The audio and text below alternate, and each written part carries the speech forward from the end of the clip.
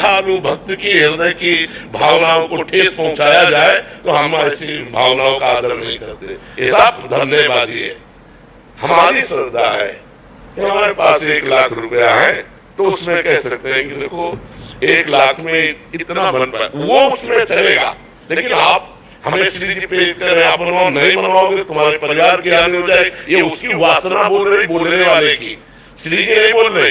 अरे श्री जी तो घोर पापियों पर भी कृपा करती है, घोर दुराचारियों पर भी कृपा करती है, और अपने श्रद्धालुओं का श्री जी घर बर्बाद कर देंगे। हमारी श्री जी तो अति उदार सुंदर, करुणा कर उदार, राखत कछु सार, दसन वसन लागत जब देन। ये सब स्वार्थी लोग बात करते हैं, दूसरों की श्रद्धा को डगमगा देते हैं। बहुत गलत चला। और उसके पास विचारे कि हम कह रहे होते हुए भी श्रद्धा होनी चाहिए।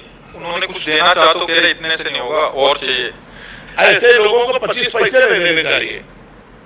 श्री जी उतने राई के संभजन को मान तुम्हें, राई कितना छोटा दाना होता है, छोटी सी सेवा को पहाड़ की तरह मानते हैं। ऐसे हमारे भगवान ऐसे श्री जी है।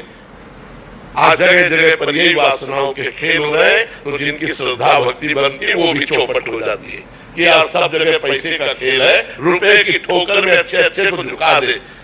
अगर रुपए की ठोकर में झुका दे तो न साधुता है न भक्ति है। जब तुमको यहाँ से निकलने के बाद पता लगे यार मेरा रुपया किसी काम नहीं आया, तब समझ में आया कि हे नाथ मैं आपकी शरण में हूँ। ये अर्थ का सारा खेल अनर्थ पैदा करने वाला है। ऐसे जो लोग कहते हैं हम इनको बिल्कुल नहीं मानते, न भक्त है न कोई धंधेबाज है। क्योंकि लोगों की श्रद्धाओं के साथ दोहन क्रिया क्यों करो? हमारी वाणी में कहीं नहीं लिखा, हमारे शास्त्रों में कहीं नहीं लिखा कि आप इतना कीजिए तो भगवान प्रसन्न होंगे। इतना जरूर लिखा है कि आप चाहे जितने दुराचारी पापी हो उनके सामने ऐसे कह दिया मैं आप कहूं तो प्रसन्न हो गए।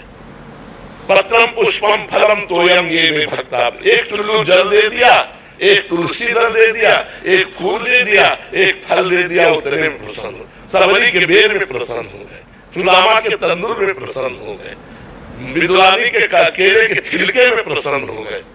भगवान भाव से प्रसन्न होते। नहीं तो दुशासन के महल में जब दुर्योधन ने व्यवस्था की थी तो वहां से हट के विदुरानी के छिलके खाने न जाते। ये सब अपनी वासनाओं का खेल है, भगवान का खेल नहीं। और अपनी तरफ से प्रार्थना करते पीछे वाले बैच के अनुसार जो आपने हमें बताया।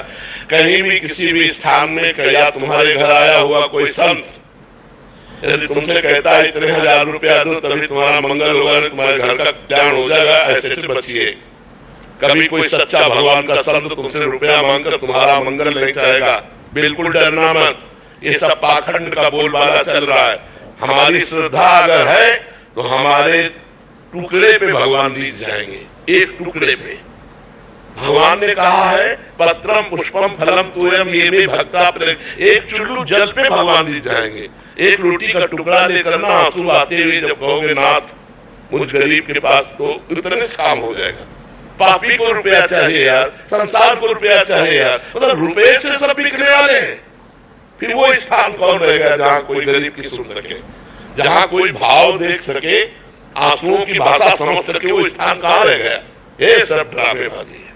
भगवान को नहीं चाहिए सोना चांदी रुपया पैसा। हाँ आपके पास है तो उसका सदुपयोग करो, वो बात अलग है। लेकिन कोई तुमसे दबाव डाले, बिल्कुल डरो मत, पाखंड का विरोध करो। भावना, भगवान भावना से प्रसिद्ध। भले वो आदमी 5 रुपया दे रहा है, काफी है, भगवान के लिए काफी है।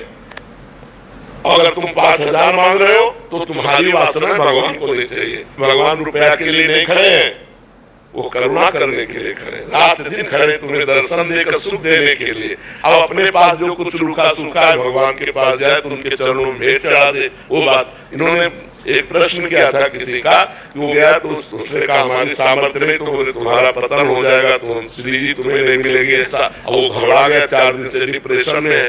तो ऐसी बातों को कभी कोई भी स्वीकार मत करो। श्री जी ठाकुर जी अगर ऐसे लेन देन में हो तो अरबपति लोग ठाकुर जी को खरीद रहे, हम लोग गरीब लोगों को भगवान मिले ही ना। लेकिन आज तक कथा में जहां भी आपने सुना है तो भगवान दीन बंधु हैं, भगवान दीनों को मिले। सुदामा के जैसे तंदूर खाए वैसे किसी के 56 भोग नहीं खाए। सबरी जी के जैसे बेल खाए वैसे सरा सरा के भगवान किसी ने 56 भोग नहीं पाए। विदुरानी के जैसे केले के छिलके खाए वैसे भगवान